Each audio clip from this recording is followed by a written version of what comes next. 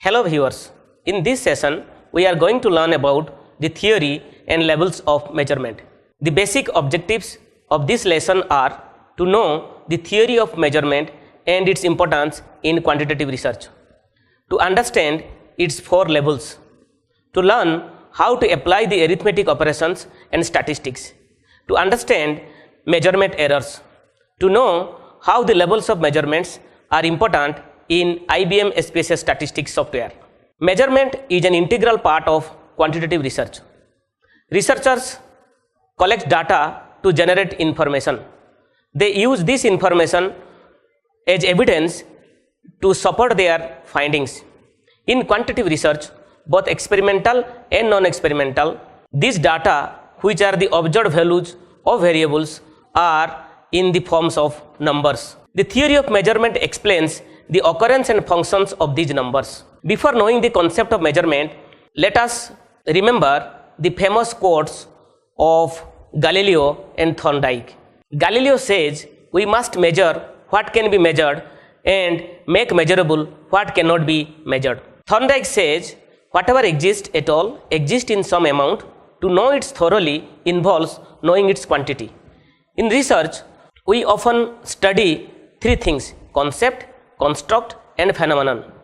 In quantitative research, it is imperative to operationalize the concept, construct or phenomenon that we study.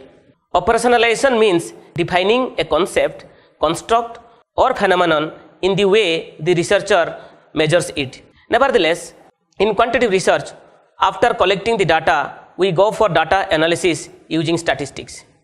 The data may be primary, that means using data directly collected by the researchers, or secondary, using data collected by other researchers.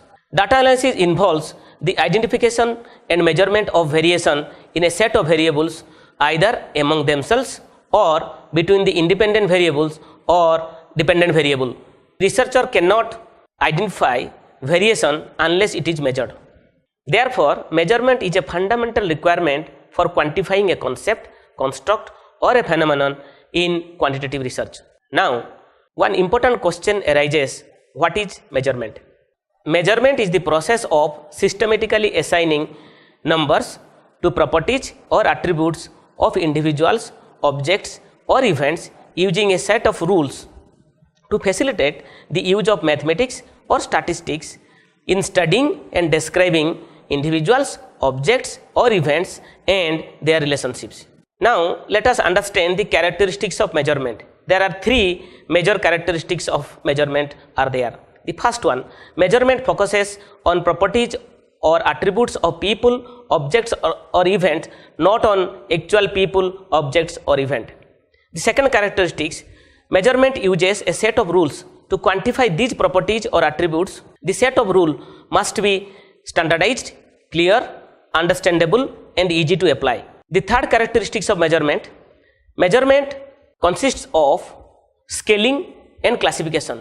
Scaling is basically used for measuring property like height, weight, intelligence, whereas classification is used for measuring attributes like gender. As you see on the screen, scaling deals with assignment of numbers so as to quantify any property of the individual, object or event involving standard unit system. For example, height is measured in centimeters, weight is measured in kilograms.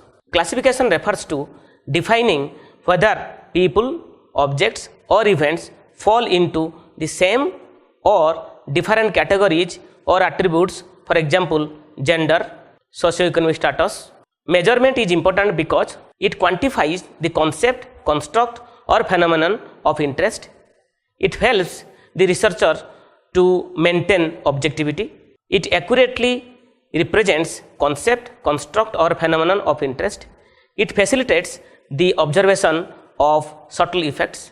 Measurement is instrumental in the selection of the appropriate number of statistical analysis. Measurement helps in hypothesis testing. It also facilitates better scientific communication. Now let us discuss about the levels of measurement. The levels of measurement is also known as scale of measure. As you see on the screen, there are 4 levels of measurement: nominal level, ordinal level, interval level, and ratio level. Psychologist Stanley Smith Stevens' contribution to this classification is remembered. Basing on the nature and significance, these 4 levels or scales of measurement are arranged from the lowest to the highest as shown in the screen. Let us discuss one by one. The first one, nominal level or nominal scale of measurement. Here, nominal refers to name or label. This is also known as categorical scale. With nominal data, the numbers function as a name or label. Nominal data do not have numeric meaning. We assign number as a way to label or identify individual or object. Here, assigned numbers have no quantitative meaning beyond indicating the presence or absence of the attribute or characteristics under investigation. The assigned numbers here only provide the number of occurrences in each class or group or category of the variable under study. This scale represents only categories or classes or group. This scale represents only categories or classes. This scale does not imply amount of an attribute, characteristics of variable. For example, the demographic variables like gender, occupation, socioeconomic status are in the nominal level of measurement. Likewise, the independent variables are categorized as nominal variables. Let us see another example. Let us assign numbers to 2 groups of participants basing on their genders. Therefore, man is assigned as 1 and woman is assigned 2. Basing on their occupation, they can be categorized under government employee and private employee. Likewise, government employee can be assigned 1 and private employees can be assigned 2. Basing on their socioeconomic status, they are categorized under 2 groups: high socioeconomic status and low socioeconomic status. High socioeconomic status is assigned as 1 and low socioeconomic status is assigned as 2. Assigning these numbers are arbitrary in the sense that we may assign 2 to man and 1 to woman, or 50 to man and 60 to woman, because these numbers do not represent the potency of the attributes, rather they are used for naming or labeling. If you cannot decide whether data are nominal or some other level of measurement, ask yourself the following question: do the numbers assigned to the data represents some quantity such that a higher value indicates that the object has more of that quantity than a lower value? If the answer is no, then it is nominal data. For instance, is there some quality, gender, which men have more of than women? Obviously not. And the coding scheme would work as well if women were coded as 1 and men coded as 2. The second level of measurement is ordinal level or ordinal scale of measurement. Here, ordinal refers to order or rank. In this scale, variables are ordered or ranked in relation to the amount of attributes they possess. Every individual or object can be compared with the other object or individual in terms of greater than or less than relationship. In this scale, the numbers assigned are really non-quantitative because they indicate only relative positions in an order event. This scale provides no measure of the actual amount or magnitude in absolute terms, only the order of the values. Researchers know the order but not the amount of difference between the values. For example, military ranks in a classroom, level of satisfactions. A researcher asks his participant the following question: how much satisfied you are with product A? He also gives the following options: highly satisfied, satisfied, dissatisfied, highly dissatisfied. These options are ranked in terms of their level of satisfactions. The researcher may assign rank 1 to highly satisfied, 2 to satisfied, 3 to dissatisfied, and 4 to highly dissatisfied as per his or her requirement. This scale assigns a number to each individual to indicate the individual's position vis-a-vis other individuals along some dimension. For example, ranks are assigned to contestant first place, second place, and third place to provide an indication of who was the best, but not by how much. In research, sometimes we collect direct rank data from the field or collect other scales of data and later on assign them ranks on the basis of certain rules in accordance with the problem under study.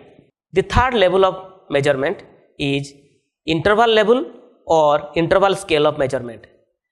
This is the second highest level of measurement with precision.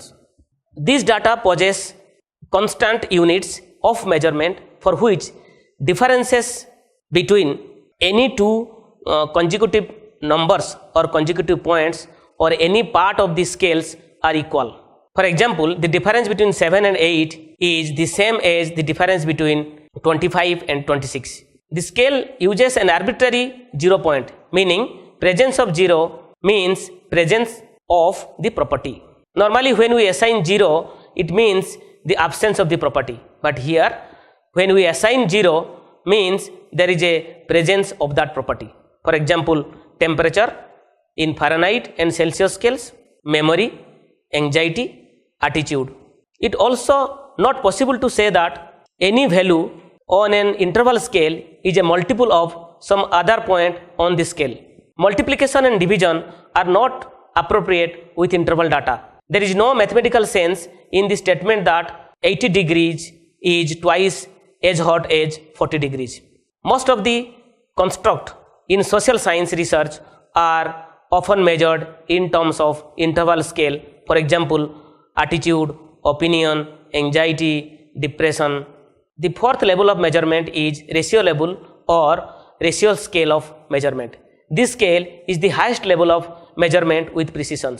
All mathematical operations can be performed on these data. The scale possesses constant units of measurement for which difference between any two adjacent points or number on any part of the scale are equal. This scale possesses an absolute 0 point, meaning presence of 0 means absence of the property. The scale contains the advantages of all other three levels of measurement. Here we can speak of in terms of multiples when relating one point on the scale to another. For example, 100 kg is twice as heavy as 50 kg. The examples of ratio data are the number of students in a classroom, the number of members in a family, income, distance, elapsed time. It should be noted that very few measurements like attitude, anxiety, etc. are truly interval and many are in fact ordinal. For example, level of satisfactions as indicated by a 4-point Likert scale. Nevertheless, you often use interval or ratio scales applied to such data. For instance, the calculation of means which involves division. Considering ordinal data as interval or ratio data is incorrect from a statistical point of view. But sometimes you have to go with the conventions of your field commonly accepted in your discipline or chosen field of research, or at least be aware of them. Now let us see the impact of choice of measurement scale. The researcher must identify the measurement scale of each variable used so that non-metric data are not incorrectly used as metric data and vice versa. When we run statistical tests, specifically multivariate statistics, we come across the terms metric data and non-metric data. These four levels of measurement, nominal, ordinal, interval and ratio, have direct links to this. Interval data or ratio data are also known as metric data or quantitative data. These measurements identify or describe object, individuals or event not only on the possessions of a property, but also by the amount and degree to which the individual object or event may be characterized by such property. For example, age, weight, height. Nominal data or ordinal data are also known as non-metric data or qualitative data. These are attributes or characteristics or categorical properties that specify or describe an individual object or event. They indicate the presence of an attribute but not the amount of that attribute. For example, gender, ranks. Let us discuss the measurement principles in nutshell. Nominal. Individuals or objects with same scale value are on same attribute. The values of the scale have no numeric meaning in the way that you usually think about numbers. For example, gender. Ordinal. Individuals or objects with a higher scale value have more of some attributes. The intervals between adjacent scale values are indeterminate. Scale assigned is by the property of greater than, equal to, or less than. For example, ranks in a classroom. Interval scales. Interval between adjacent scales values are equal with respect to the attributes being measured. For example, the difference between 7 and 8 is the same as the difference between 25 and 26. For example, the difference between 7 and 8 is the same as the difference between 25 and 26. Ratio. There is a rational 0 point, means there is true 0 for this scale. Ratios are equivalent. For example, the ratio of 2 to 1 is the same as the ratio of 8 to 4. Number of students in a classroom is an example. Let us see the properties of these three scales. As you see on the screen, there are 4 scales mentioned: nominal, ordinal, interval and ratio. 3 properties are mentioned: magnitude, equal interval and absolute 0. In the nominal data, none of the 3 is present. In ordinal data, only the magnitude is present.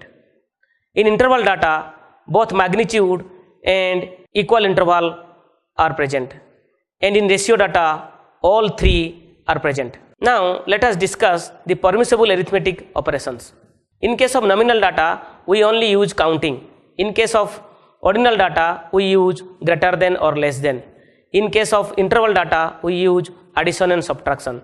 And in case of ratio data, we do all mathematical operations including multiplication and division. Let us see the different statistical tests to be used in terms of the level of measurement.